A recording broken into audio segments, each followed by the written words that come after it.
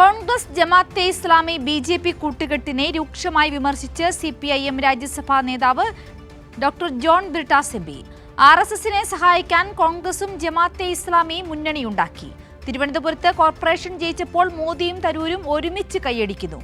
ഈ തീക്കളിയാണ് രാജ്യത്ത് വർഗീയതയുടെ രഥമുരുളുവാൻ കാരണമായതെന്നും ജോൺ ബ്രിട്ടാസ് എംപി വിമർശിച്ചു. തീവ്ര വോട്ടർ പട്ടിക പരിഷ്കരണത്തിലെ ചർച്ചയിൽ പങ്കെടുത്ത് സംസാരിക്കുമ്പോഴാണ് ജോൺ ബ്രിട്ടാസ് എംപി കോൺഗ്രസ് ബിജെപി ജമാഅത്തെ കൂട്ടുകെട്ടിനെതിരെ അതിരൂക്ഷ വിമർശനം ഉന്നയിച്ചത്. ആർഎസ്എസിനെ സഹായിക്കാൻ കോൺഗ്രസും ജമാഅത്തെയും മുന്നണിയുണ്ടാക്കുന്നുവെന്നും ഈ തീക്കളി ജനം കാണുന്നുണ്ടെന്നും ജോൺ ബ്രിട്ടാസ് എംപി. ജമാഅത്ത് ഇസ്ലാമി കോൺഗ്രസും കൂടി ചേർന്ന് അവിടെ ആർഎസ്എസിനെ സഹായിക്കുന്ന രീതിയിലുള്ള ഒരു മുന്നണി സംവിധാനം ഉണ്ടാക്കിയിരിക്കുകയാണ്. സർ, ഞങ്ങൾക്ക് തെരഞ്ഞെടുപ്പിൽ താൽക്കാലിക തിരിച്ചടി ഉണ്ടായി, ഞങ്ങൾ നിഷേധിക്കുന്നില്ല. പക്ഷേ അക്കാര്യത്തിൽ നിങ്ങൾക്കിടയിലുള്ള ഈ സംയുക്തമായ സന്തോഷമാണ് ഒരുപക്ഷെ കേരളത്തിലെ ജനതകൾ കണ്ടുകൊണ്ടിരിക്കുന്നത്. നിങ്ങൾക്കിടയിൽ എപ്പോഴൊക്കെയാണോ സംയുക്ത സന്തോഷം ഉണ്ടായിട്ടുള്ളത്, അപ്പോഴൊക്കെ ഈ രാജ്യം ദുരന്തത്തിലേക്ക് പോയി എന്നുള്ളതാണ് യാഥാർത്ഥ്യം. തിരുവനന്തപുരത്ത് കോർപ്പറേഷൻ ജയിച്ചപ്പോൾ മോദിയും തരൂരും ഒരുമിച്ച് കൈയടിക്കുന്നു.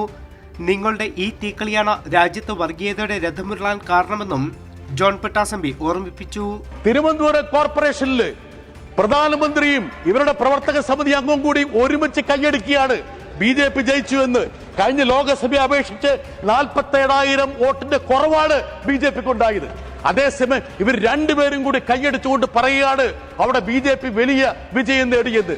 ഈ ഒത്തുകളിയെ തിരിച്ചറിയാനുള്ള ആർജവം ഞങ്ങളുടെ ജനങ്ങൾക്കുണ്ട്, ഇന്ന് ജനതയ്ക്കുണ്ട്. നിങ്ങൾ കളിക്കുന്ന തീക്കളിയാണ്, നിങ്ങളുടെ ഈ തീക്കളി കൊണ്ടാണ് ഇന്ത്യയിൽ ഈ വർഗീയതയുടെ രഥം ഉരുണ്ടത്.